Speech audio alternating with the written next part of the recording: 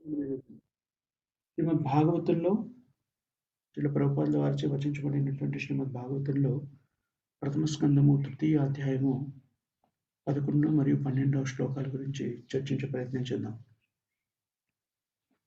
ఈ 11వ శ్లోకంలో దత్తాత్రేయుని అవతారం గురించి ఇక్కడ స్పష్టంగా చెప్పబడింది. అత్రి మరియు అనసూయ, ఋషి అయినటువంటి అత్రి అనసూయకి దత్తాత్రేయుడు పుత్రుడుగా జన్మించాడు. దత్తాత్రేయుని అవతారం గురించి, అతని ఆవిర్భావం గురించి బ్రహ్మానంద పురాణంలో వివరణాత్మకంగా చెప్పబడిందని శ్రీల ప్రభుపాదుల వారు ఇక్కడ మనకి తెలియజేస్తున్నారు.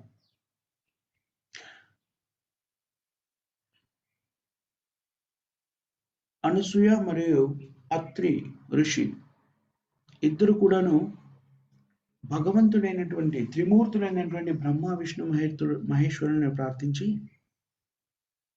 మీరు ముగ్గురు కలిసి ఎలాంటి ప్రార్థన చేశారు అంటే నిజానికి తపస్సును అనుభవించారు. నుంచి వాళ్ళ ముగ్గురిని కూడా సంతృప్తుల్ని చేశారు. వాళ్ళు ఎప్పుడైతే త్రిమూర్తులు వాళ్ళకి ప్రత్యక్షమై మీకేమి వరం కావాలో కోరుకండి, మీ తపస్సుకి మేము సంతుష్టమైనాము అన్నప్పుడు వాళ్ళు ఏమనుకుంటున్నారు, మీరు నిజంగా మాకు ఏదైనా వరం ఇవ్వాలి అనుకుంటే మీ ముగ్గురు కలిసి మాకు పుత్రునిగా జన్మించండి అని కోరుకున్నారు. భగవంతుడు త్రిమూర్తులు దాన్ని అంగీకరించాడు. ఆ ముగ్గురి యొక్క కలయికతో ఆవిర్భవించినటువంటి స్వరూపమే దత్తాత్రేయుడు. దత్తాత్రేయుడిగా అవతరించినప్పుడు మనం చెప్పుకున్నాం, భగవంతుడు ఎప్పుడు అవతరించినా కూడాను ఒక ప్రత్యేకమైన కార్యక్రమాన్ని నిర్వర్తిస్తారు అని. ఇప్పుడు కూడాను దత్తాత్రేయుడుగా అవతరించినప్పుడు ఆత్మ మరియు దానికి సంబంధించిన వివరణ, ఆత్మకు సంబంధించినటువంటి సంపూర్ణ వివరణ మనకి వేదశాస్త్రాల్లో ఎక్కడ దొరుకుతుంది అంటే భగవద్గీతలో స్పష్టంగా దాని సారాంశం అంతా ఆత్మకి సంబంధించిన పరిజ్ఞానం లభ్యమవుతుంది. అలాంటి పరిజ్ఞానాన్ని దత్తాత్రేయుడు అడార్కుడికి, ప్రహ్లాదుడికి, హయతి అనేటువంటి డివోటికి, యధు అనేటువంటి రాజుకి కూడా ప్రకటించారు అని చెప్పారు. ఇక్కడ మనం గమనించాల్సింది ఏమిటి అంటే, భక్తిలో స్థిరమై ఉన్నప్పుడు మనం భగవంతుని పుత్రుడిగా పొందవచ్చును. అలాంటి సంఘటనలు ఎన్నో కూడాను మనం చూస్తుంటాం. ఇప్పుడు దేవకి వసుదేవులు కూడాను కృష్ణుణ్ణి వాళ్ళ పుత్రునిగా పొందారు. యశోదామాత కూడా కృష్ణుని తన పుత్రునిగా పొందింది. అలాగే మనము చైతన్య మహాప్రభు యొక్క లీలల గురించి చదివినప్పుడు సచీదేవి, సచీమాత కూడాను చైతన్య మహాప్రభుని తన పుత్రునిగా పొందింది. మామూలుగా అయితే జీవాత్మలన్నింటి కూడాను భగవంతుడు తండ్రి. కానీ వైష్ణవ సిద్ధాంతం ఏం చెబుతుంది అంటే, దానికన్నా కూడా ఉన్నతమైన స్థితి ఏమిటి అంటే భక్తులు భగవంతుని తమ పుత్రునిగా పొందడం.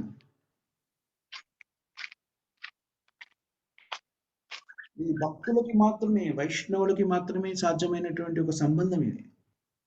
ఎవరైతే నిరాకారవాదులు ఉంటారో, లేకపోతే శూన్యవాదులు వాళ్ళు ఉంటారో, వాళ్ళు భగవంతునితో ఈ సంబంధాన్ని ఏర్పరచుకునే అవకాశం లేదు. ఎందుకంటే శూన్యవాదులు ఏమని చెప్తారు, చివరికి అంతా కూడా శూన్యము, జీరో, శూన్యం అని చెప్తారు, ఏమీ లేదు.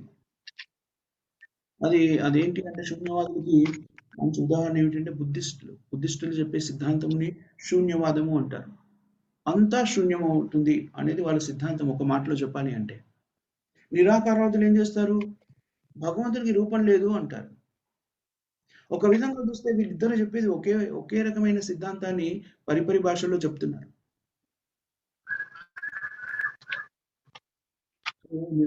శూన్యవాదులు ఏమంటారంటే అంతా శూన్యమవుతుంది అంటారు.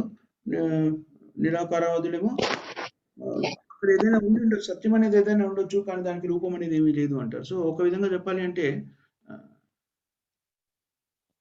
ఇద్దరు చెప్తున్నది ఒకటే.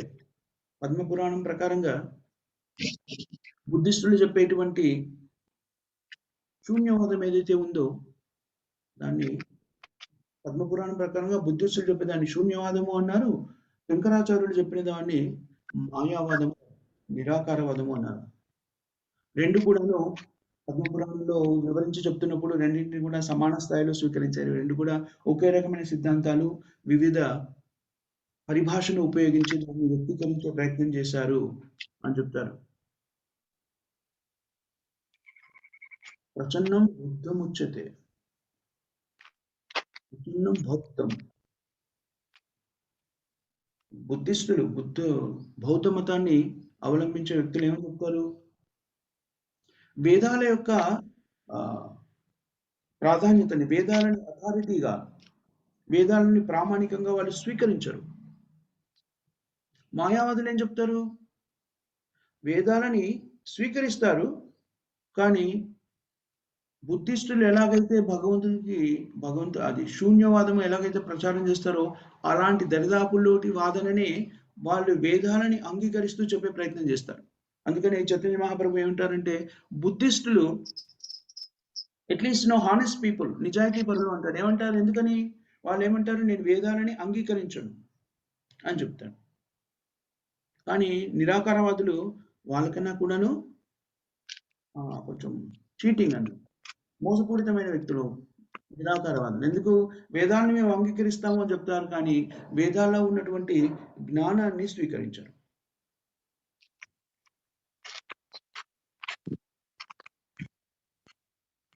వేదాన మానీయ బౌద్ధహేత నాస్తిక. వేదాన మానీయ బౌద్ధహేత నాస్తిక. వేదశాస్త్రాలకి అనుగుణంగా మనము మాట్లాడినట్టయితే, వేదశాస్త్రాల ప్రకారంగా ఎవరైతే వేదాల యొక్క స్థితిని, వేదాల యొక్క పరిజ్ఞానాన్ని స్వీకరించరో, వేదాన్ని అంగీకరించరో వాళ్ళని నాస్తికులు అంటారు.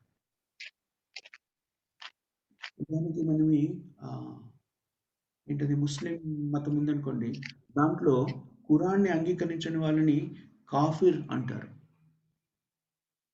అలాగే క్రిస్టియన్ మతం ఉందనుకోండి, దాంట్లో భగవంతుని అంగీకరించిన వాళ్ళు, బైబిల్ని అంగీకరించిన వాళ్ళని హీథన్స్ అంటారు. సో ఒక్కొక్క సాంప్రదాయంలో భగవంతుని అంగీకరించిన వాళ్ళకి ఒక్కొక్క పేర్లు ఉన్నప్పటికీ, మన వేదశాస్త్రాల ప్రకారంగా ఎవరైతే భగవంతుణ్ణి, వేదశాస్త్రాల్ని అంగీకరించరో వాళ్ళని నాస్తికులు అన్నారు. అందుకని బౌద్ధులు నిజానికి నాస్తికులు. బౌద్ధ మతము భగవంతుని అంగీకరించదు, ఆత్మని కూడా అంగీకరించదు. వాళ్ళు తత్వాన్ని, భౌతిక మూలకాలని తత్వ రూపంలో ప్రకటించి ఏం చేస్తారంటే,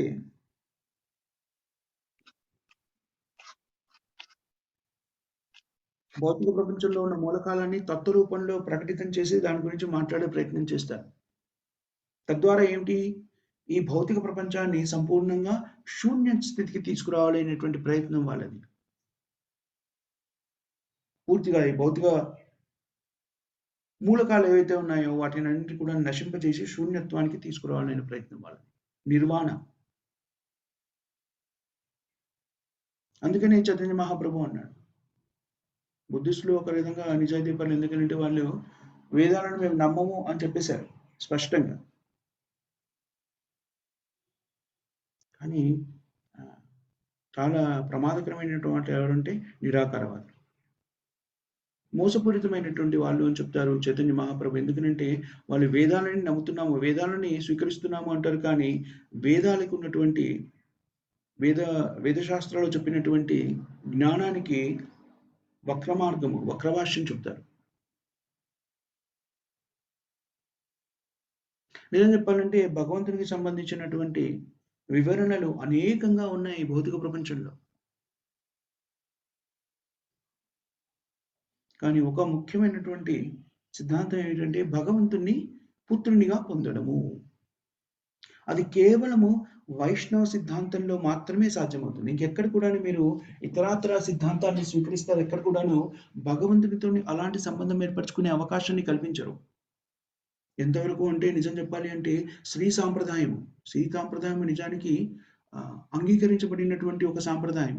4 సాంప్రదాయాలు వైష్ణవ సాంప్రదాయాలు లేకపోతే భగవంతునికి సంబంధించిన పరిజ్ఞానాన్ని నేర్చుకోవడానికి అనుమతించబడిన, గుర్తింపబడిన 4 సాంప్రదాయాలున్నాయి.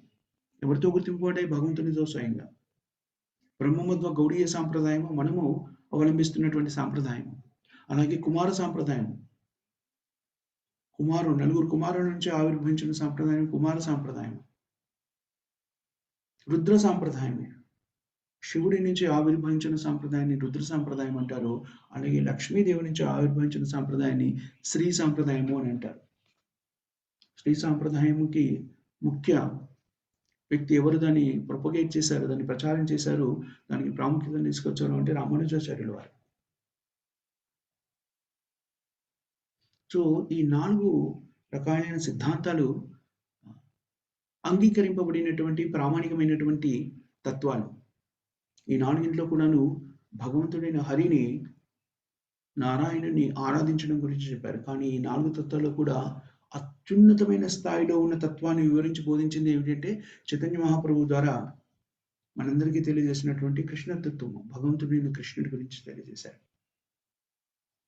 సో ఈవెన్ మనము శ్రీ సాంప్రదాయానికి వెళ్ళినా కూడాను భగవంతుడైనటువంటి నారాయణుని ఏ విధంగా ఆరాధించగలము అంటే దాసభక్తిలో మాత్రమే భగవంతుని ఆరాధించగలము. కానీ భగవంతుని పుత్రునిగా కూడా పొందగలిగేటువంటి విధానము మనకి ఈ గౌడీయ వైష్ణవ సిద్ధాంతం ద్వారా మాత్రమే ప్రాప్తిస్తుంది. చైతన్య మహాప్రభు ద్వారా ఎప్పుడైతే మనము శ్రీకృష్ణుని భగవంతునిగా అర్థం చేసుకుంటామో అప్పుడు ఆ శ్రీకృష్ణ భగవానుడిని మన పుత్రునిగా కూడా పొందవచ్చు. ఎందుకంటే జీవేర స్వరూపే కృష్ణునితే దాస్, మనం భగవంతుని యొక్క శాశ్వతమైన సేవకులము.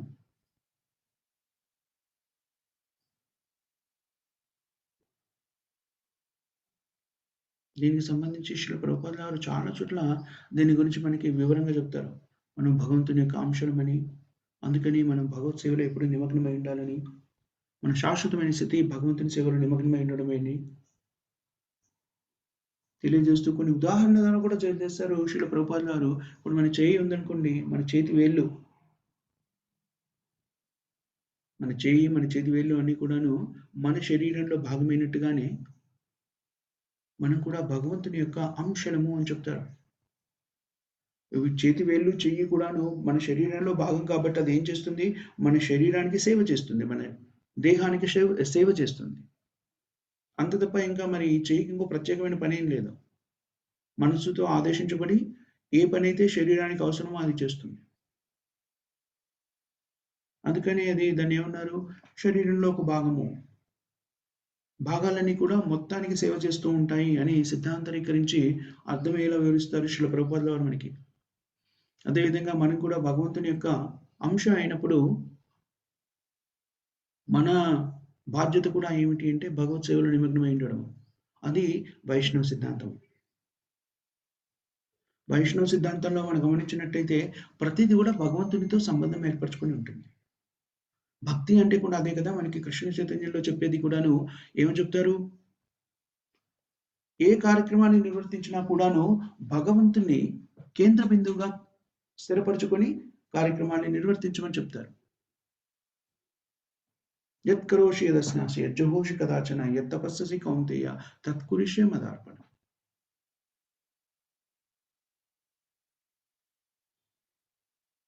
సో ఇలాగా ప్రతిదీ కూడా భగవంతునితో సంబంధం ఏర్పరచుకొని ఉందా? మనము ఎవరైనా భక్తి రసామృత సింధు పుస్తకాన్ని చూసారా? దాని మీద ఒక మంచి పిక్చర్ ఉంటుంది. కృష్ణుడు ప్రశాంతమైన స్థితిలో పవలించి ఉంటారు, రెస్ట్ తీసుకుంటూ ఉంటారు, పిల్లలను గురించి ముగిస్తూ విశ్రాంతి తీసుకుంటూ ఉంటారు. మిగిలిన వాళ్ళందరూ కూడా కృష్ణుడితో పాటు కృష్ణుడి సేవలో నిమగ్నమై ఉంటారు. గోప బాలకులందరూ కూడా కొంతమంది కృష్ణుడికి వింజామర విసురుతుంటారు, కొంతమంది కృష్ణుడి పాదాలని మసాజ్ చేస్తూ ఉంటారు. వాళ్ళందరూ కూడా భగవంతునికి మిత్రులు. అక్కడ మిత్రత్వము అంటే సమానత్వము. వాళ్ళు ఉన్నవాళ్ళు ఎవరు కూడాను మాకన్నా కృష్ణుడు గొప్పవారు అనుకోరు. మా మిత్రుడు, మా స్నేహితుడని భావిస్తారు. ఎలాంటి మిత్రుడు అంటే అందమైన మిత్రుడు, చాలా ప్రేమను పంచే మిత్రుడు, సహృదయుడు, శక్తివంతుడైన మిత్రుడు. ఈ విధంగా ఆలోచిస్తారు కానీ తమతో సమానమైన మిత్రుడు అని ఆలోచిస్తారు. అందరూ కలిసి ప్రతిరోజు బృందావనం వనంలోకి ప్రవేశిస్తారు. అలా ప్రవేశించినప్పుడు భగవంతుడిని కృష్ణుడు చేసేటువంటి రకరకాల దివ్యమైనటువంటి లీలల్ని వాళ్ళు చూస్తుంటారు. ఒక్కరోజు కృష్ణుడు ఒక్కో రకమైన రాక్షసుడు కృష్ణుడిని సంహరించడానికి వచ్చినప్పుడు ఆ రాక్షసులను సంహరించడం ఈ గొప్ప బాలకులందరూ కూడా తిలకిస్తారు. అవన్నీ చూసి వీళ్ళందరూ కూడాను తమ మిత్రుడికి భక్తులుగా మారిపోతారు. ఆ విధంగా ఏం జరుగుతుంది అంటే వాళ్ళు నిజానికి అప్పటికే భక్తులు. వాళ్ళ భక్తి ద్విగుణీకృతమో త్రిగుణీకృతమో అవుతుందన్నమాట. ఇవన్నీ చూసేసి కృష్ణుడి మీద వాళ్ళ ప్రేమ పెరుగుతూ పోతుంటుంది. కృష్ణుడి యొక్క అందమైన రూపాన్ని, అతని విభూతుల్ని చూసినప్పుడు కృష్ణుడి మీద వాళ్ళకున్న ప్రేమ మరింత పెరుగుతూ ఉంటుంది. అదేవిధంగా గోపికలు. అందుకనే వీళ్ళందరూ కూడాను గోకులంలో ఉన్నటువంటి గోపబాలకులు కానీ, గోపికలు కానీ వీళ్ళందరూ కూడాను కృష్ణుని భగవంతుడు అనుకోరు. భగవంతుడు అని కూడా తెలియదు వాళ్ళకి. ఎంతవరకు అంటే యశోదామాత, నందమహారాజు కూడాను, బృందావన వాసులందరూ కూడాను వాళ్ళెవరికి కూడాను కృష్ణుడు భగవంతుడు అని తెలీదు. అసలు నిజానికి కృష్ణుడు భగవంతుడా కాదా అనే విషయం వాళ్ళకి అవసరం కూడా లేదు, పట్టించుకోరు వాళ్ళు అసలు. కృష్ణుడు మాత్రం కావాలి. కృష్ణుడి మీద వాళ్ళకున్న అవ్యాజమైన ప్రేమ దాన్ని అలాగే ఉంచుకోవాలని చూస్తారు. కానీ కృష్ణుడు భగవంతుడా కాదా, అవునా, వాళ్ళకి ఏమీ అవసరం లేదు. ఎలాంటి ప్రత్యేకమైనటువంటి గుర్తింపు కూడా వాళ్ళు కోరుకోరు. కేవలము కృష్ణ భక్తిలో స్థిరపడి ఉండాలి అనుకుంటారు. సో ఇది తెలుగులో ఉన్న భక్తుల సామృతము అనేటువంటిది ఇంగ్లీష్లో నెక్టర్ ఆఫ్ డివోషన్ అని ఉన్న దాంట్లో ఇందాక మనం చెప్పుకున్నట్టుగా అలాంటి స్థితులు ఉన్నాయి.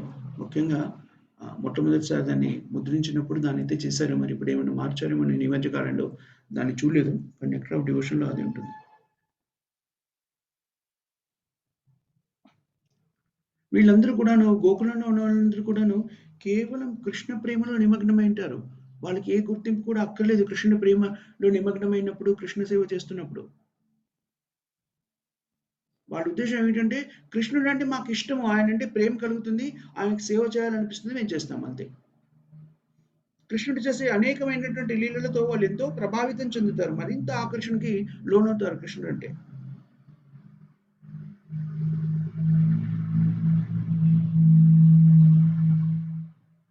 ఎవరైనా వాళ్ళకి కృష్ణుడు భగవంతుడు అని చెప్పారనుకోండి,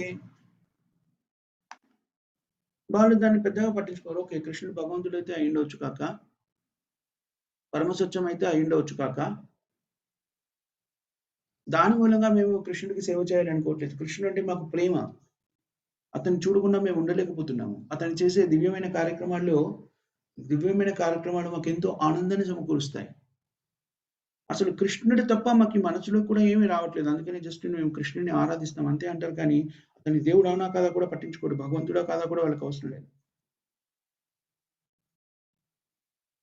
ఓకే, ఇప్పుడు మీరు ఒకవేళ ఎవరైనా వచ్చి కాదు కృష్ణుడు భగవంతుడు అని చెప్పారనుకోండి, ఓకే భగవంతుడు అయితే అయి ఉండొచ్చు, మేము ఇదే విధంగా ఆయనతో మా సంబంధాన్ని కొనసాగిస్తాము అంటారు.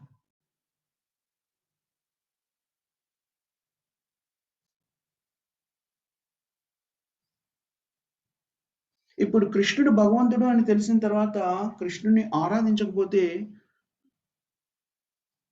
పూజించకపోతే అంటే మనలో ఏదో దోషం ఉంది అని మనం అర్థం చేసుకోవాలి.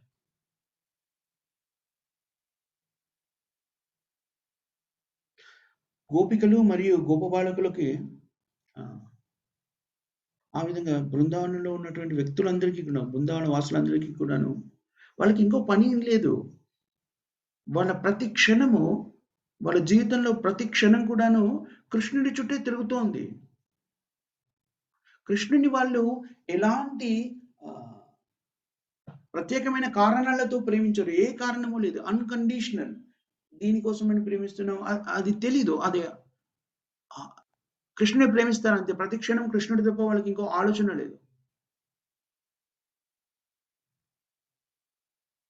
బృందావన స్థితి ఏంటి అంటే, బృందావన శ్రీల ప్రభుపాదుల వారు చెప్తారు.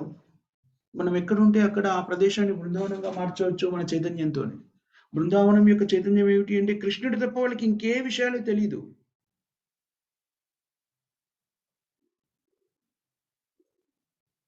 యశోదమాత, నందమహారాజు మరియు ఇతర గోపికలు, పెద్దవాళ్ళైనటువంటి గోపికలందరూ కూడాను భగవంతుడైన కృష్ణుడిని వాళ్ళ పుత్రునిగా భావించేవారు.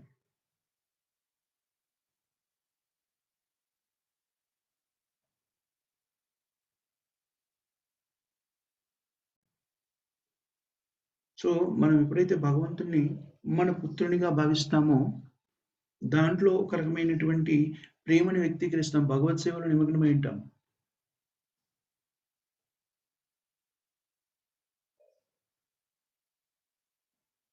ఈ ఈ ఈ విధానం ఏదైతే ఉందో, మనకి ఇతర దేవతలను ఆరాధించే వాళ్ళలో కూడా కనబడుతుంటది. ఏమిటి అంటే ఆహ్, శక్తిని ఆరాధించేటువంటి వ్యక్తులుంటారు చూడు. ఇతర దేవతలను ఆరాధించేవాళ్ళు దుర్గాదేవిని కానివ్వండి, లేకపోతే కాళీమాతను గానివ్వండి, వాళ్ళు కూడాను కాళీమాతని, దుర్గాదేవిని తల్లిగా భావిస్తారు. మనము ఈ భావన భగవంతునితో ప్రేమైక సంబంధము అనేటువంటిది ఏదైతే ఉందో, క్రిస్టియన్స్ ఉన్నారనుకోండి, భగవంతుడిని తండ్రిగా భావిస్తారు. ఎప్పుడైతే మనం భగవంతుడిని తండ్రిగా, తల్లిగా భావించామో అది కూడా ఒక సేవనే. అది తప్పు కాదు. కానీ మనకి వైష్ణవ సిద్ధాంతం ప్రకారంగా ఆ భావనలో ఉన్నప్పుడు మనము భగవంతునికి దాస్య భక్తిలో ఉంటాము. కానీ ఎప్పుడైతే భగవంతుడిని మన పుత్రునిగా, మన శిశువుగా భావిస్తామో, దాంట్లో తల్లిదండ్రులుగా మనం భగవంతునికి సేవ చేస్తాం. నిజానికి ఏ తల్లిదండ్రులైనా కూడాను తమ శిష్యులకి అనేక రకాలుగా సేవలు చేస్తారు. మనం నిన్న ఒకసారి చెప్పుకున్నాం కదా! తల్లి శిశువుకి ఎంతో సేవ చేస్తుంది. కానీ ఎక్కడ కూడాను మరి శిశువుకి నేను సేవ చేస్తున్నాను కదా! దీనికి ప్రతిఫలం ఏమని అది ఆలోచించదు. ఆ ఆలోచన కూడా తల్లిలోకి రాదు. వస్తుందా ఎవరికైనా? ఓహ్! నేను ఇంత ఉదయం నుంచి సాయంత్రం వరకి ఈ శిశువు పెరగడానికి కావలసిన అవసరాలు తీర్చడానికి ఇంత కష్టపడుతున్నానే, మరి నాకు జీతము, భృత్యము ఏది? లేకపోతే ఎందుకు ఇది చేస్తున్నాను? దానివల్ల ప్రయోజనం ఏమిటి? ఇలాంటివేమైనా ఆలోచిస్తుందా? అలాంటి ఆలోచన కూడా మదిలోకి రాదు. అదేవిధంగా భగవంతుడు శుద్ధమైన భక్తులు భగవంతుని సేవలో ఉన్నప్పుడు వాళ్ళు కూడా అలాంటి స్థితిలోనే ఉంటారు. నిజానికి బాల్యంలో శిశువు ఉన్నాడనుకోండి, తల్లిదండ్రులు ఆ శిశువుకి ఎంతో సేవ చేస్తారు. కానీ శిశువు తిరిగి తల్లిదండ్రులకు సేవ చేసే స్థితిలో ఉండడు. ఎందుకంటే తనను తాను నిలబెట్టుకునే స్థితిలో కూడా ఉండడు బాల్యావస్థలో ఉన్న శిశువు.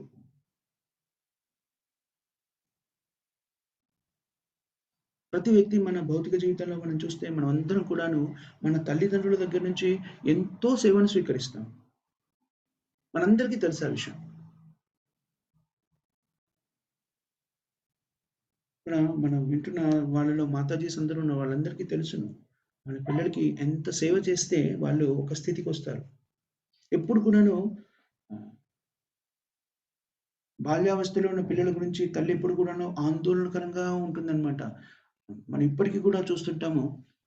తల్లి ప్రేమను వ్యక్తీకరించడానికి రకరకాల సామెతలున్నాయి. తెలుగులోను, ఇతర భాషల్లోను. ముందుగా ఏ స్థితిలో ఉన్నా కూడాను తమ బిడ్డలని తల్లి ప్రస్తావించే ముందే అడుగుతుంది, "భోజనం చేశావా? సరిగ్గా తింటున్నావా?" ఎప్పుడు కూడాను తల్లిదండ్రులకి తమ పిల్లల గురించిన ఆందోళన ఉంటుంది. వాళ్ళు సరిగ్గా ఉన్నారా లేదా అని. అదే విధంగా వైష్ణవ సిద్ధాంతంలో మనకి ఈ సిద్ధాంతం ఏమి అంగీకరిస్తుందంటే భగవంతుడిని పుత్రునిగా పొందడము. భగవంతుని పుత్రునిగా పొందడము అంటే భగవంతునికి సేవ చేసే సౌభాగ్యము, ఒక అవకాశం లభిస్తుంది. అంటే భగవంతుని పుత్రునిగా స్వీకరించినప్పుడు భగవంతునికి మనం చేసే సేవ భగవంతుని తండ్రిగా స్వీకరించినప్పుడు చేసే సేవ కన్నా చాలా గొప్పది, ఉన్నతమైంది, అత్యంత దగ్గరది కూడా. నిజం చెప్పాలంటే భగవంతుడు ఎవరికి తండ్రి కాదు, తల్లి కాదు. భగవంతుడు స్వయం సంతృప్తి చెందినటువంటి వ్యక్తి. ఆత్మారాముడు. కానీ భగవంతుడు అందరికీ తండ్రి అని చెప్తున్నాడు. ఎందుకనంటే అహం బీజ ప్రజాపిత. అందుకని ఆ విధంగా భగవంతుడు అందరికీ కూడా తండ్రి. అన్నిటికీ కూడా మూలం కూడాను, అన్ని కూడాను భగవంతుడి నుంచే ఉద్భవిస్తున్నాయని మనం నేర్చుకున్నాం. జన్మాదియస్య యథా అహం బీజ ప్రజాపిత. సో ఈ విధంగా భగవంతుడి నిజమైన స్థితి ఏమిటి అంటే సర్వస్వతంత్రుడు అయినప్పటికీ అన్ని జీవాత్మలు అతని నుంచే ఉద్భవిస్తున్నాయి కాబట్టి భగవంతుడు తండ్రి కూడా. ఆయన భగవంతుడు మనకి కాదు అన్నింటికి కూడా తండ్రి. ఎందుకంటే అన్ని కూడా ఆయన నుంచే ఉద్భవిస్తున్నాయి. జీవాత్మలు భౌతిక శక్తి.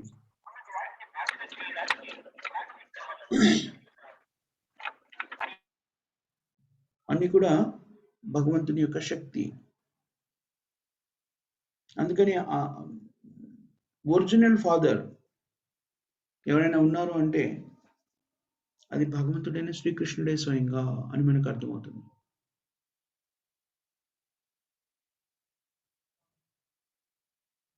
నిజానికి మనం అనుకుంటాము రాళ్ళు రప్పలు ఇట్లాంటివి ఏవైతే ఉంటాయో, వెదురు, భూమి, నీరు, అగ్ని, ఇవన్నింటికి కూడాను భగవంతుడు శ్రీకృష్ణుడే. ఎందుకనంటే తండ్రి శ్రీకృష్ణుడే. ఎందుకనంటే ఇవన్నీ కూడా ఆయన నుంచే ఉద్భవిస్తున్నాయి. ఇవన్నీ ఆయనతో సృష్టించాడు. భూమి రాపు అనులో వాయు కమ్మని బుద్ధిరేవచ.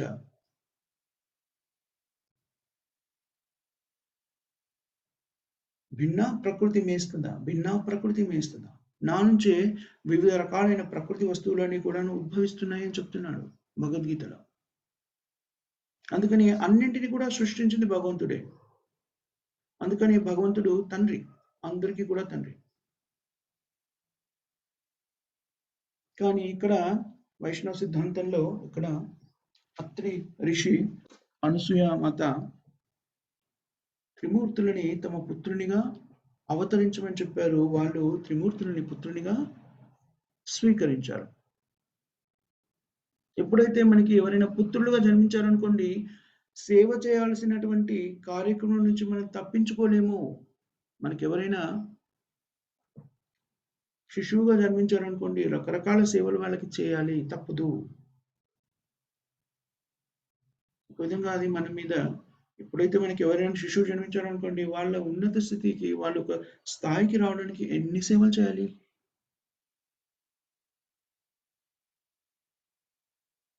సో ఇక్కడ కూడాను ఒక్కోసారి భక్తులు ఏమనుకుంటున్నారంటే, భగవంతుడా మేము మీకు సేవ చేయాలనుకుంటున్నాం, అందుకని మీరు మాకు పుత్రులుగా అవతరించండి.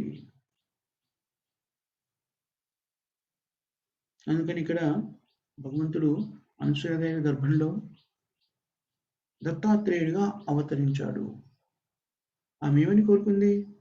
త్రిమూర్తులకి ప్రార్థించి మీరు ముగ్గురు కూడా కలిసి నా పుత్రులు కండి, నా పుత్రుడిగా జన్మించండి అని కోరుకుంది. సో దత్తాత్రేయుడి యొక్క ఆవిర్భావం జరిగింది. సో ఇది భగవంతుని యొక్క 6వ అవతారం అని చెప్పారు. 7వ అవతారము సృష్టి ఆది నుంచి భగవంతుడు ఆవిర్భవిస్తున్నటువంటి అవతారాల గురించి మనం ఇక్కడ చర్చించుకుంటున్నాం. 7వ అవతారంలో భగవంతుడు యజ్ఞ, ప్రజాపతి రుచి మరియు అతని భార్య అయిన ఆకుతి వాళ్ళిద్దరికి యజ్ఞుడిగా జన్మించాడు. స్వయంభూమును అధికారంలో ఉన్నప్పుడు స్వయంభూమును కాల సమయంలో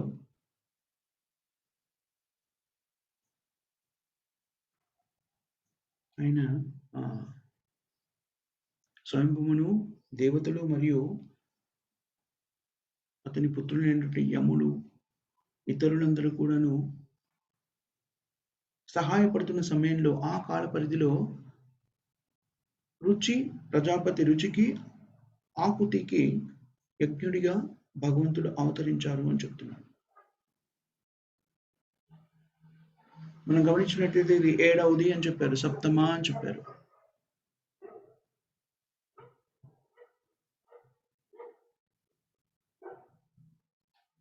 సో ప్రతి అవతారంలో కూడాను మనకి శాస్త్రంలో భగవంతుడి యొక్క ఎవరికి అవతరించారు, వాళ్ళ తల్లిదండ్రుల పేరు ఏమిటి, భగవంతుడు అవతరించినప్పుడు ఏ రకమైన కార్యక్రమాలు చేశాడు, అతని శరీర ఆకృతి ఎలా ఉండింది, వర్ణన గురించి దానికి సంబంధించిన వర్ణన, భగవంతుడు అలా అవతరించినప్పుడు ఏ కార్యక్రమాలు నిర్వర్తించారు, దేనికోసమని భగవంతుడి అవతారాన్ని స్వీకరించారు, ఇవన్నీ కూడాను శాస్త్రంలో చెప్పబడ్డాయి.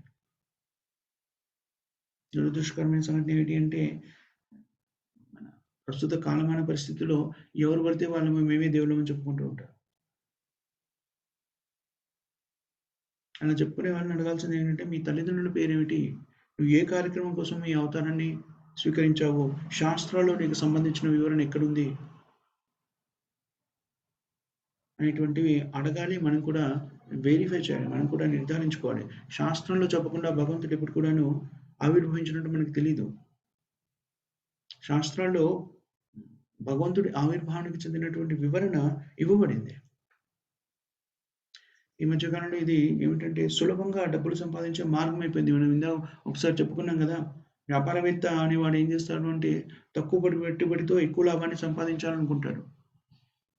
మన భౌతిక జీవనంలో ఇప్పుడున్నటువంటి సమాజంలో కాషాయ వస్త్రాల్ని ధరించేసి నేనే దేవుడిని అని చెప్పుకునేటువంటి బిజినెస్ కన్నా ఉత్తమమైన బిజినెస్ ఏం లేదు.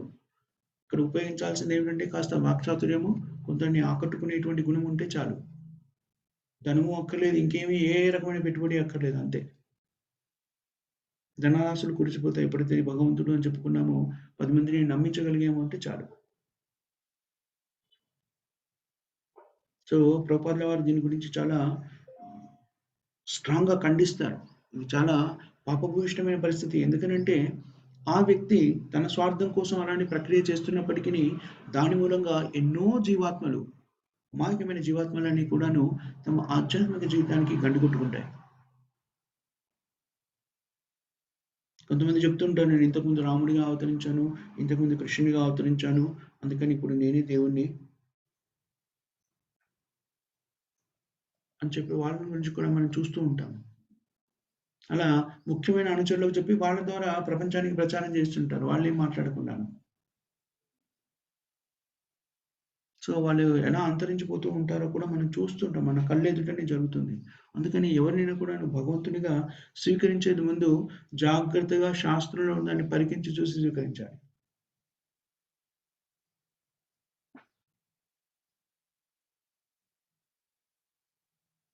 సో ఒక మోసపూరితమైన వ్యక్తి చెప్పింది దాన్ని స్వీకరించి మనం కూడా దానికి మనం కూడా దాన్ని ఇంకొకరికి చెప్పి మనం కూడా మోసం చేయకూడదు.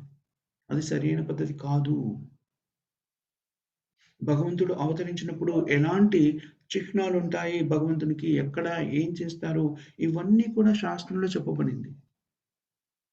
సనాతన గోస్వామి చైతన్య మహాప్రభుని ఇదే ప్రశ్న అడుగుతారు. భగవంతుని గుర్తించడం ఎలా? భగవంతుడు అవతరించినప్పుడు ఎలాంటి వాటితో మనము అతను భగవంతుడిని గుర్తిస్తాము అని సనాతన గోస్వామి చైతన్య మహాప్రభుని అడుగుతారు. ఎందుకంటే ఈ కలియుగంలో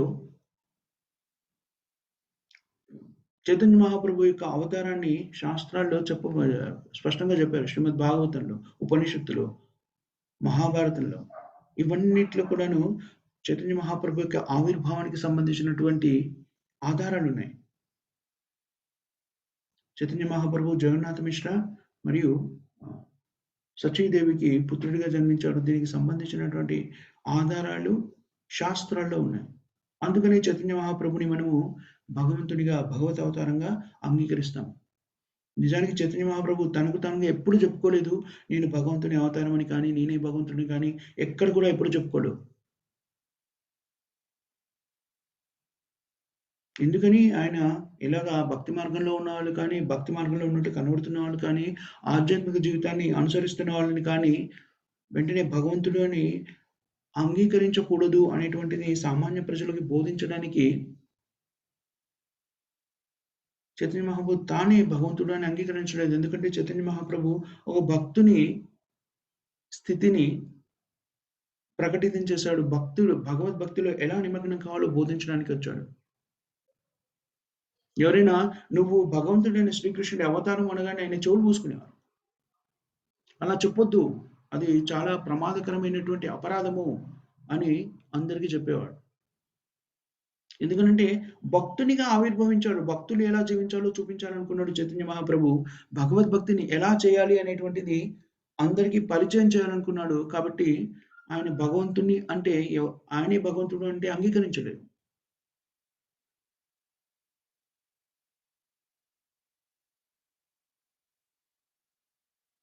మాయావాది ఫిలాసఫీ నిరాకారవాద సిద్ధాంతం ఏదైతే ఉందో దాన్ని పరిపరి విధాల చైతన్య మహాప్రభు దాన్ని ఖండించారు. ఎందుకనంటే భక్తికి సంబంధించినటువంటి సిద్ధాంతాన్ని ఆయన ఆవిష్కరించి దాన్ని భౌతిక ప్రపంచంలో ప్రకటితం చేయాలనుకున్నారు. దాన్ని సుస్థిరంగా స్థాపించాలి అనుకున్నారు భక్తి మార్గాన్ని, భక్తి సిద్ధాంతాన్ని. తద్వారా ఆయన ఏం చేశారు? భక్తులు ఎలా ఉండాలి అనేటువంటిది తానే ఆచరించి ఆ జీవన విధానాన్ని చూపించారు మనందరికీ. ఎక్కడ కూడాను తన అవతారము అని చైతన్య మహాప్రభు చెప్పలేదు. కానీ చైతన్య మహాప్రభు యొక్క రూపాన్ని బట్టి, అతని కార్యక్రమాల్ని బట్టి, అతని గుణగణాన్ని బట్టి శాస్త్రాల్ని పరికించి చూసి మనము చైతన్య మహాప్రభు అవతారం అని తెలుసు. శ్రీమద్ భాగవతంలో మనకి 11వ స్కందంలో వస్తుంది. కృష్ణవర్ణం తుషాకృష్ణం సాంగోపాంగాస్త్ర పార్షదం యజ్ఞై సంకీర్తనం ప్రాయై యజహంతి సుమేధస. కృష్ణవర్ణం కృష్ణుని వర్గానికి చెందినటువంటి వాడు. కృష్ణవర్ణం తుషా కృష్ణం.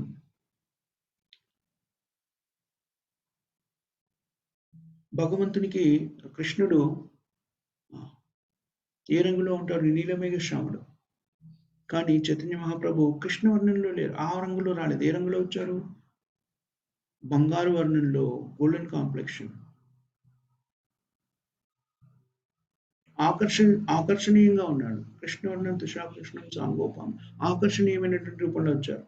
ఆకర్షణీయమైన రూపము అంటే నలుపు కాదు, ఏదైనా ఇంకో రంగు.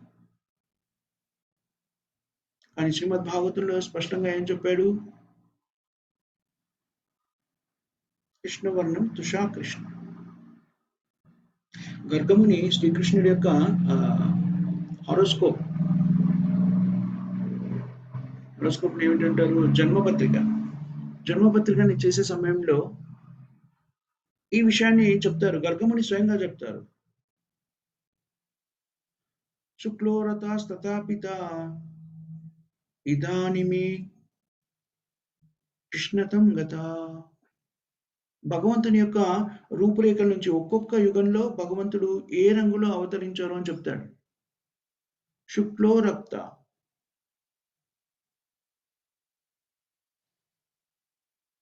ఎరుపు రంగు, పసుపు రంగు,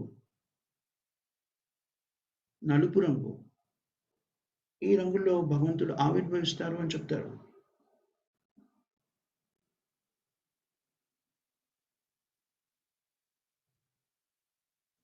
శుక్లో రక్తాస్తథాపిత ఇదానీ కృష్ణతం గత. కృష్ణుడికి జన్మ పత్రికని సిద్ధం చేస్తున్నప్పుడు గర్గముని ఏమని చెప్తారంటే, మీ పుత్రుడు ఎవరైతే ఉన్నారో ఇంతకుముందు ఆయన తెలుపు వర్ణంలో, ఎరుపు వర్ణంలో మరియు పసుపు వర్ణంలో ఆవిర్భవించి ఉన్నారు. ఇప్పుడు నలుపు వర్ణంలో ఆవిర్భవించారు అని చెప్తారు. ఈ 4 వర్ణాలు ఏవైతే చెప్పారో దాంట్లో చైతన్య మహాప్రభు పసుపు వర్ణంలో అవతరించారు. అందుకనే శ్రీమద్ భాగవతంలో తుషా కృష్ణం అంటే తుషా కృష్ణం అంటే కృష్ణుడి రంగుకు వ్యతిరేకమైనటువంటి, కృష్ణుడి రంగు కాదు, అతను నలుపు కాదు.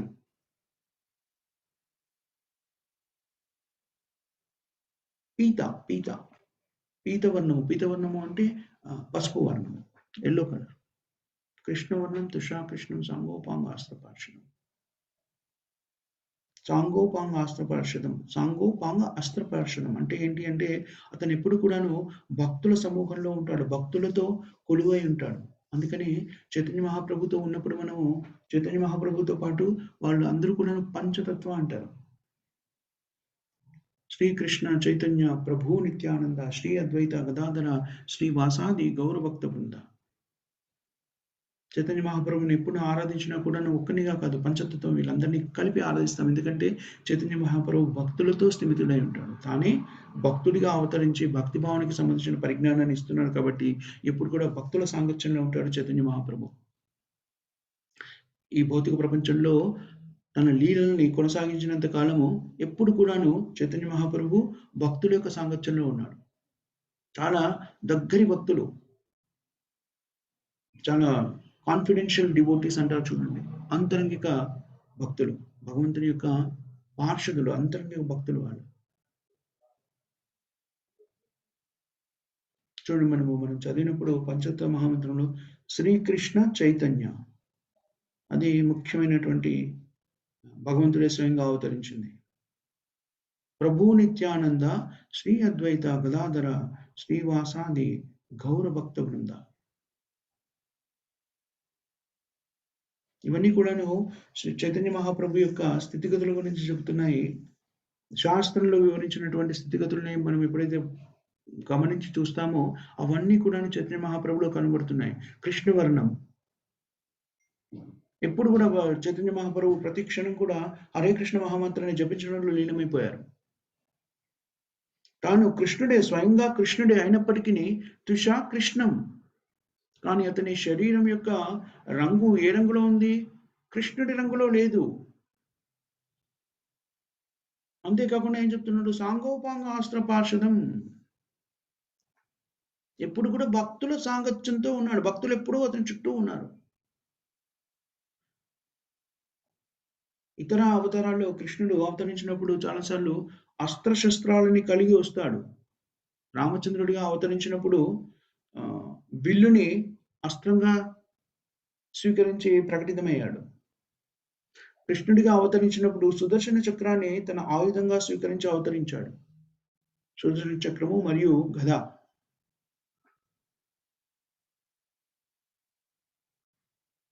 ఇక్కడ భగవంతుడైన కృష్ణుడు చాలా ఎలాంటి రూపంలో వచ్చారు?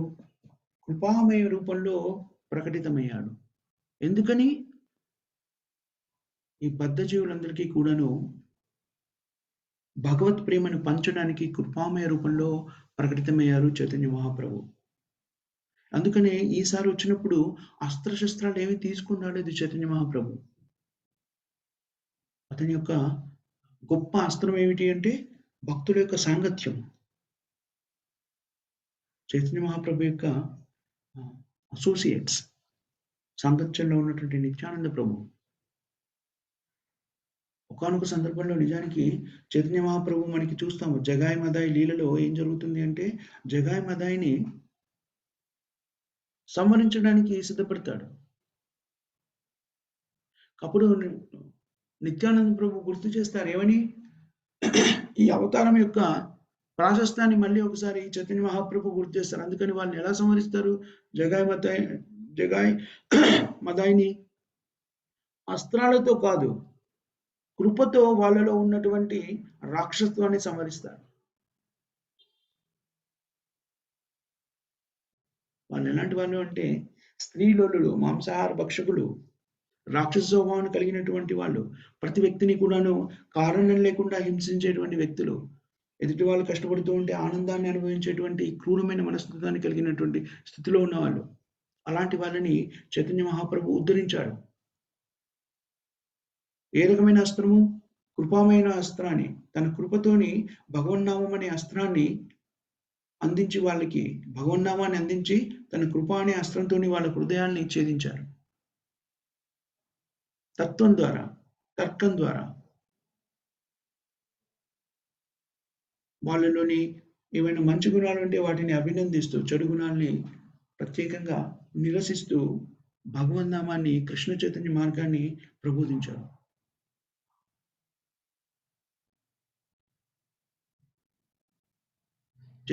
నిత్యానంద ప్రభు చెప్తారు వాళ్ళు ఎలాగూ సంహరించబడ్డారు.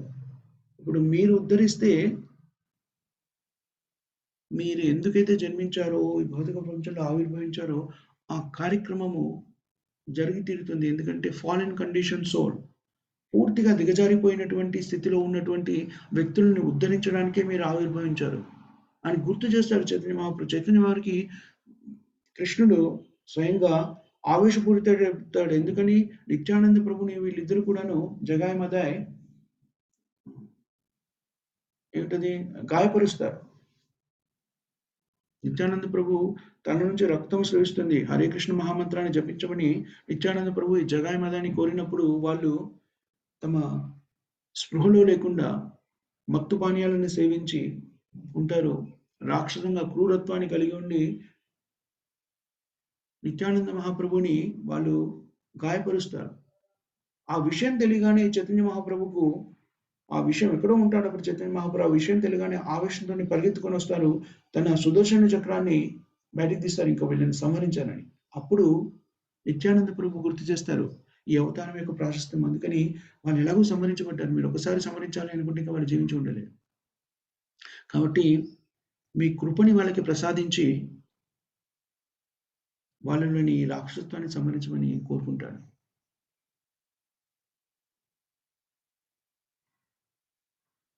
అందుకని చైతన్య మహాప్రభు భగవంతుడైన శ్రీకృష్ణుని ఏ విధంగా ఆరాధించాడో ఆ విధానాన్ని మనం స్వీకరించడము చాలా కష్టమైన పని కాదు, చాలా సులభం. యజ్ఞ సంకీర్తనే, కేవలము సంకీర్తన యజ్ఞాన్ని చేయడం ద్వారా హరే కృష్ణ కృష్ణ కృష్ణ హరే హరే, హరే రామ రామ రామ హరే హరే మంత్రాన్ని జపించడం ద్వారా మనకు చైతన్య మహాప్రభు ఎలాగైతే భగవంతుని ఆరాధించారో మనం కూడా అదే విధంగా భగవంతుని ఆరాధించవచ్చు. సనాతన గోస్వామి రాజాస్థానంలో ఒక మంత్రి. అలాంటి వ్యక్తి చైతన్య మహాప్రభుని ఈ ఆరాధన విధానాన్ని గురించి తెలుసుకోవడానికి చైతన్య మహాప్రభుని అడుగుతాడు.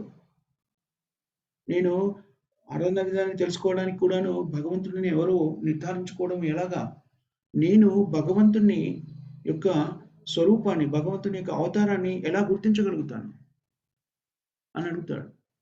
అప్పుడు చైతన్య మహాప్రభు చెప్తాడు అది పెద్ద కష్టమైన విషయం కాదు. భగవంతుని గుర్తించాలి అంటే శాస్త్రాన్ని అభ్యసించి శాస్త్రాల్లో అవతారం గురించి చెప్పారా లేదా మనము గమనించినట్టయితే మనకు తెలిసిపోతుంది. శాస్త్రాన్ని ఆధారంగా తీసుకొని నువ్వు ఎవరు భగవంతుడు, ఎవరు భగవత్ అవతారము అనేటువంటిది నిర్ధారించుకోవచ్చు అని స్పష్టంగా చెప్తాడు.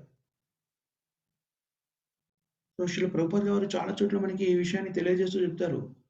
తెలివి తక్కువగా మూర్ఖులైనటువంటి వాళ్ళని భగవంతునిగా నువ్వు స్వీకరించకూడదు.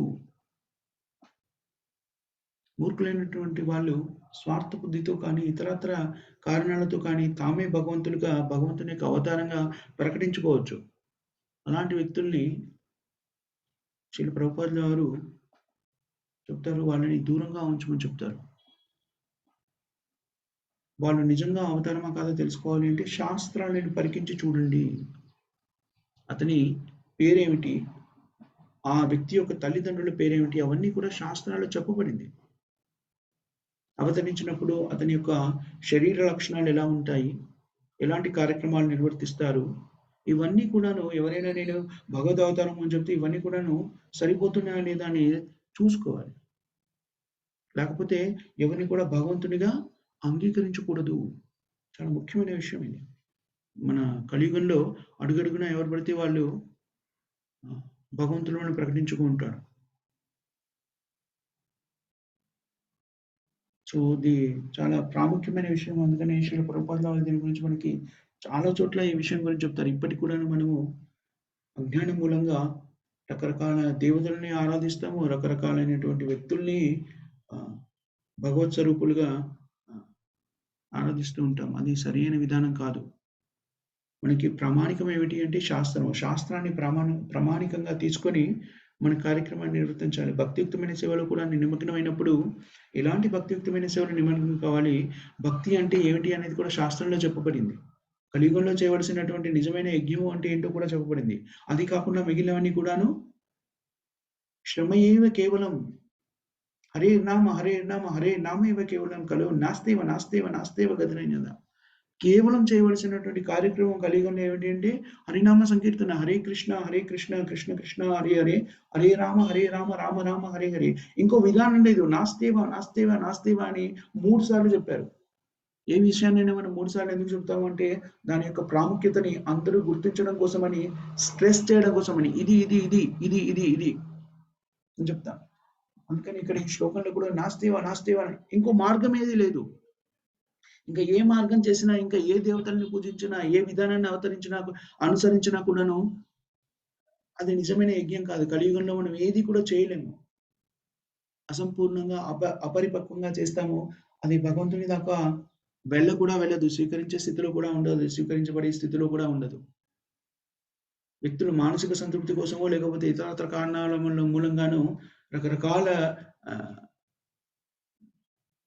ఏమిటంటారు రిచువల్స్, ఆచారాలు, వ్యవహారాల్ని పాటిస్తూ ఉంటారు. కానీ నిజమైనటువంటి భక్తి, భగవద్భక్తి, భగవంతుని ఆరాధించే విధానం ఏమిటి అంటే కలియుగంలో హరినామ సంకీర్తన. హరే కృష్ణ కృష్ణ కృష్ణ హరే హరే, హరే రామ రామ రామ హరే హరే. ఈ మంత్రజపం ఒక్కటే కలియుగంలో మనకి నిర్దేశించినటువంటి యజ్ఞము. దాన్ని మాత్రమే స్వీకరించాలి. ఎందుకంటే అది శాస్త్ర ఆధారితమైంది. మిగిలినవన్నీ కూడా ఏవి కూడాను శాస్త్ర ఆధారితంగా లేవు. కలియుగంలో ఇతర కార్యక్రమాలు ఏవి కూడాను చేయదగినవి కావు అని శాస్త్రం చెబుతాం. సో అది చాలా ప్రాముఖ్యమైనటువంటి విషయం. Thank you very much Matajis and prabhujis. మనం ఇక్కడ ఆపేద్దాం. ఎవరికైనా ఏమైనా కామెంట్స్ కానీ, క్వశ్చన్స్ కానీ, కరెక్షన్స్ కానీ ఏమైనా ఉన్నాయా ప్రభుజీస్ అండ్ మాతాజీస్?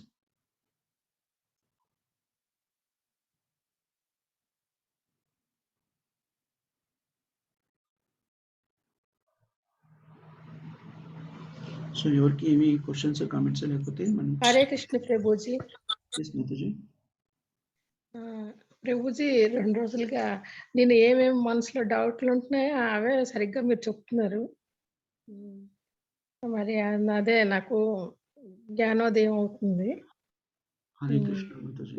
ఇప్పుడు బాత్రూమ్కి వెళ్ళేటప్పుడు నాకు మనసులో అనిపించింది, శ్రీకృష్ణ చైతన్య మహాప్రభు అంటారు కదా, చైతన్య శ్రీకృష్ణ పరమాత్మే కదా అని మనసులో ఉండు. అదే సరిగ్గా వచ్చి నేను ప్రవచన ఆలకించేసరికి క్లాస్లో అటెండ్ అయితే మీరు ఆ విధంగా చెప్పారు. అవేని మళ్ళీ నిన్న నాకు డౌట్ ఉంటున్నా, ప్రభు వారు లెసన్ పాఠాలు చెప్తున్నారు కానీ ఈ సంసార జీవితంలో ఇంత ఈ మాయ కదా దేవుడు అంత చేశారు. ఈ మాయ అతనే కదా అంతాను. కష్టాలు, బాధలు, మంచి చెడ్డ అన్నీ అతనే. కృష్ణుడు అవతారమే అంటారు. అలాంటప్పుడు అతనికే ప్రార్థించుకొని ఉండిపోతే ఈ మాయామోహంలో అందరూ సంసారం ఏమవ్వాలి అని మనసులో డౌట్ ఉండేది. నిన్ను కూడా అదే చెప్పారు, మనం చేసిన కర్తవ్యం చేస్తుండి దేవుని ప్రార్థించాలి అనేసి. అదే అసలైన భక్తి. నామస్మరణమే అసలైన భక్తి అని. అదేని కదా. నేను మరొకటి ఇప్పుడు అడగాలనుకుంటున్నాను ప్రభుజీ. మరి నేను అనుభవంతో కూడా చెప్తున్నాను, చాలా అనుభవంతో చెప్తున్నాను. మనం ఇంతగా దేవుణ్ణి ప్రార్థించి దేవుడి భక్తిలో నడాలి అనుకుంటున్నాము అని నడుస్తున్నాం కూడాను. కాకపోతే దేవుడు ఈ దుఃఖం, కష్టం అనే బాధలో ముంచిస్తున్నారు. మరి అలాంటప్పుడు ఆ దేవుడి మీద మనసు, భక్తి భావం అనేది పెరగకుండా ఉంటుందా, పెరుగుతుందా? పెరగడంటే బాధ మీద బాధ, కష్టాల మీద కష్టాలు. దేవుడు మరి ఈ ముందుకి ఏది మరి అనుకున్నవి ఏంటి అవట్లేదు ప్రభుజీ. అలాంటప్పుడు నేను భక్తి భావం నాది చాలా తగ్గిపోయింది. అయితే మరి మీరు అన్నిటికి కూడాను పెరగలేదు అనుకోవడానికి లేదు. మళ్ళీ ఈ విధంగా మళ్ళీ నాకు ఒక భాగ్యం దొరికింది ఏంటి, ఈ మీ క్లాస్ అటెండ్ అవడం. కనీసం 2 పాటలైనా చెవులో పడుతున్నాయి. మనసు ఇరిగిపోయిన మనసు కాస్త మళ్ళీ కలుస్తుంది. అది భాగ్యం అనుకోవాలి మరి. మీరు ప్రారంభిస్తూ మీ సంభాషణ ప్రారంభిస్తూ ఏమన్నారంటే, నా మనసులో ఎలాంటి అనుమానాలైతే రేకెత్తుతున్నాయో తెలియకుండానే కూడాను వాటిని ప్రాణదోడుతున్నాయని చెప్పారు. అది ఎందుకు జరుగుతుంది? అవునండి. నేను చెప్పడం హ్మ్. మూలంగా కాదు. ఏంటి అంటే భగవంతుడు మనందరి హృదయాల్లో పరమాత్మగా ఉన్నారు. హ్మ్. ఇప్పుడు ఎవరైతే వ్యాసాసనం మీద కూర్చొని భగవంతుని గురించిన పరిజ్ఞానాన్ని విషదపరిచే ప్రయత్నం హ్మ్. చేస్తారో, వాళ్ళు ముందు హ్మ్. మనం చదువుకుంటాం చూడండి. భగవంతుడిని గురు పరంపరని ఆరాధిస్తాం ముందు మాట్లాడడానికి. హ్మ్. అప్పుడు హ్మ్. ఏమని కోరుకుంటాము అంటే వాళ్ళని నా ద్వారా మీరేం చెప్పాలనుకుంటున్నారో దాన్ని పలికించండి అని కోరుకుంటాము. సో చూడండి హుహు. పరమాత్మ అందరి హృదయాల్లో ఉన్నారు కదా! బహుశా మీకది చెప్పించడం కోసమని నాకి ఇలాంటి అని కూడా మాట్లాడిపిచ్చాడేమో భగవంతుడు. సో అంటే భగవంతుడు పరమాత్మగా అందరి హృదయాల్లో ఉన్నారు. మీరు ఇంకో మాట కూడా చెప్పారు. కొన్ని కష్ట నష్టాలని భరించినప్పుడు భగవంతుని మీద ఉన్నాడు అనేటువంటి నమ్మకము సన్నగిల్లుతూ వచ్చింది అని. హ్మ్. దాన్ని కూడా భగవంతుడు గమనిస్తూ ఉంటారు కదా! పరమాత్మగా మనం చేసే ప్రతి పనులు, మన ఆలోచనలు అన్నీ కూడా భగవంతునికి మనకు తెలియడానికన్నా ముందే కూడా భగవంతునికి తెలిసిపోతుంది. అందుకని మరి మీరు అతను చేసిందే కదా అంతా. హ్మ్. అదే కదా! అందుకని అతను చేసింది అంటే అతను అందరి హృదయాల్లో ఉన్నాడు. అన్ని చోట్ల ఉన్నాడు కాబట్టి అన్ని విషయాలు కూడాను భగవంతునికి తెలిసిపోతూ ఉంటాయి. అందుకనే మీ స్థితిని కూడా గమనించి ప్రభువుని మళ్ళీ మీరు మన మణికంఠ ప్రభు ద్వారా మీకు ఈ విషయాన్ని అవగతం చేసి మళ్ళీ ఇక్కడికి తీసుకురాగలిగేలా, ఇది వినగలిగేలా చేసి ఉంటారు. అది నిజం. మనకు హ్మ్. చాలా సార్లు అనిపిస్తుంది. ఏదో అలా చెప్పేసారు, చెప్పేవాళ్ళు అనిపిస్తుంది. కానీ అది యాదృచ్ఛికంగా హ్మ్. జరగదు. హ్మ్. మనం చేసే ప్రతి పని కూడాను యాదృచ్ఛికంగా జరిగేటువంటి విషయం కాదు. భౌతిక ప్రపంచంలో మనం చూస్తున్న విషయాలు ఏవి కూడాను రాండమ్‌గా అలాగా ఊహాజనితంగానో లేకపోతే యాదృచ్ఛికంగానో జరిగేవి కాదు. అవన్నీ కూడా అవునండి. ఇది ప్రణాళిక అనుభవం మీద చెప్తున్నానిది. హ్మ్. హ్మ్. కరెక్ట్ మాతాజీ. అదే. హరే కృష్ణ. హరే కృష్ణ మాతాజీ. Thank you very much for sharing your experience మాతాజీ. మీ హ్మ్. అనుభవాన్ని పంచుకున్నందుకు కృతజ్ఞతలు. హ్మ్. సో మాతాజీస్ అండ్ ప్రభుజీస్ ఇంకా ఎవరైనా షేర్ చేసుకోవాలా? జగద్గురు శ్రీల ప్రభుపాద కి హరే కృష్ణ జై. ప్రభుజీ ఆగండి. ఇంకెవరైనా ఏదైనా చెప్పాలా మాతాజీస్ అండ్ ప్రభుజీస్? లేవు ప్రభుజీ ఎవరు చెప్పరు కదా టైం అయిపోతే